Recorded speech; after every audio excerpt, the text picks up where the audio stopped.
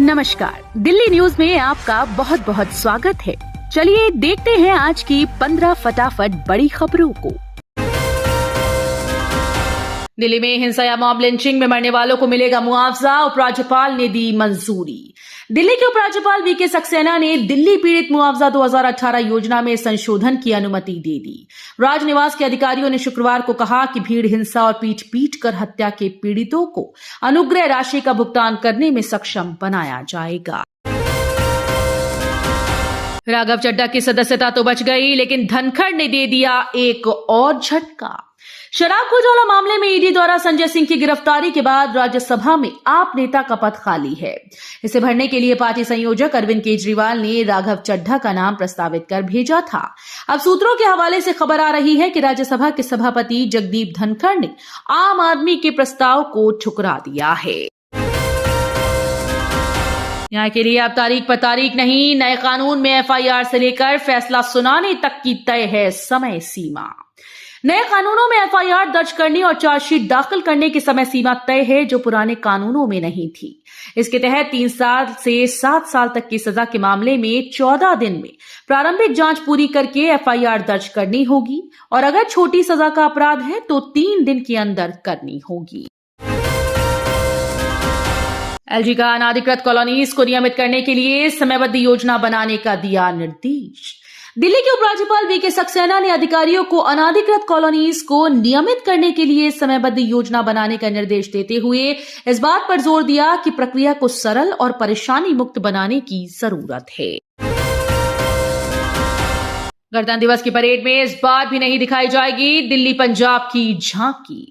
गणतंत्र दिवस की परेड के दौरान कर्तव्य पथ पर इस बार भी दिल्ली और पंजाब की झांकी नहीं दिखेगी। दिल्ली सरकार के मंत्री सौरभ भारद्वाज ने गणतंत्र दिवस समारोह में दिल्ली की झांकी को शामिल करने की स्वीकृति न मिलने को दुर्भावना से प्रेरित बताया है।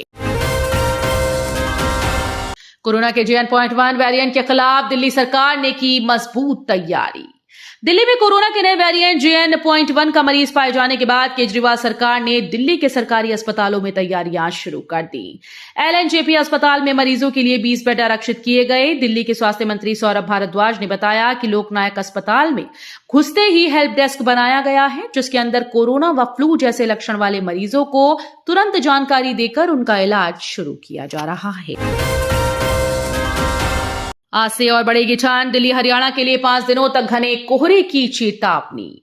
राजधानी दिल्ली में अगले 5 दिनों में बहुत घना कोहरा छाने की संभावना है, जबकि न्यूनतम तापमान 7 से 8 डिग्री सेल्सियस के आसपास रहने का अनुमान है।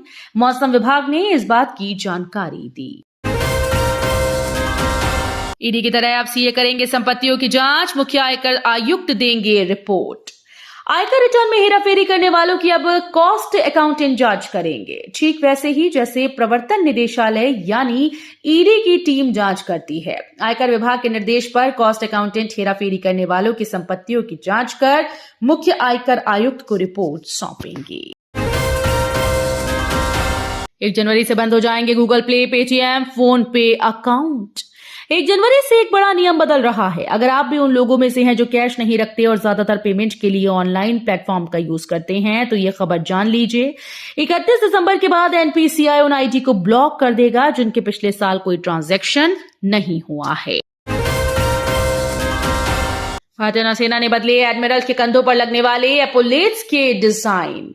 भारतीय नौसेना के एडमिरल के कंधों पर लगने वाले पदसूचक चिन्ह के डिजाइन में बदलाव किया गया है। नया डिजाइन छत्रपति शिवाजी महाराज की राजमुद्रा से प्रेरित है। गरीबों का भरोसा कभी टूटने नहीं दूंगा, बोले पीएम मोदी। पीएम मोदी ने एक इंटरव्यू में कहा कि वो अपना सब कुछ लगा देंगे, लेकिन गरीबों का भरोसा टूटने नहीं देंगे। पीएम ने कहा कि गरीबों का विश्वास मुझे आगे बढ़ाता है और मेहनत करने के लिए प्रेरित करता है। इजरायल एम्बेसी ब्लास्ट मामले में दिल्ली पुलिस को सौंपी जाएगी सील बंद रिपोर्ट। दिल्ली पुलिस समेत देश की सुरक्षा एजेंसीज में मंगलवार शाम को उस समय हड़कंप मच गया जब इजरायल एम्बेसी के पास धमाके की सूचना मिली थी। बुधवार को राष्ट्रीय सुरक्षा समूह और दिल्ली पुलिस की फॉरेंसिक विशेषज्ञ घटना स्थल पर जांच करने के लिए पहुंचे।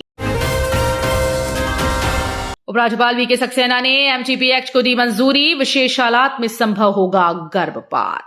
दिल्ली के उपराज्यपाल वीके सक्सेना ने स्वास्थ्य और परिवार कल्याण विभाग के मेडिकल टर्मिनेशन ऑफ प्रेगनेंसी संशोधन अधिनियम 2021 को मंजूरी दे दी। इससे महिलाएं विशेष परिस्थितियों में गर्भपात करवा सकेंगी। जिला सहकारी बैंक में शॉर्ट सर्किट से लगी आग, अभिलेख जलकर हुए राख।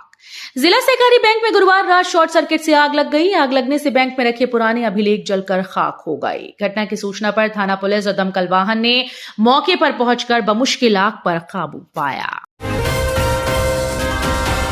हफ्ते में 6 दिन दिल्ली से अयोध्या चलेगी वंदे भारत ट्रेन। देश के किसी भी कोने से रामलला के दर्शन की सुगमता हो, इसके लिए रेलवे दर्जनों ट्रेन चला रहा है। इसमें से 8 ट्रेन को तो प्रधानमंत्री आज अयोध्या से हरी झंडी दिखाएंगे। इसमें प्रमुख है वंदे भारत और अमृत भारत ट्रेन। तो ये थी आज की बड़ी खबरें। डेली खबरों से अपडेट रहने के लिए चैनल को सब्सक्राइब करना बिल्कुल न भूलें। धन्यवाद।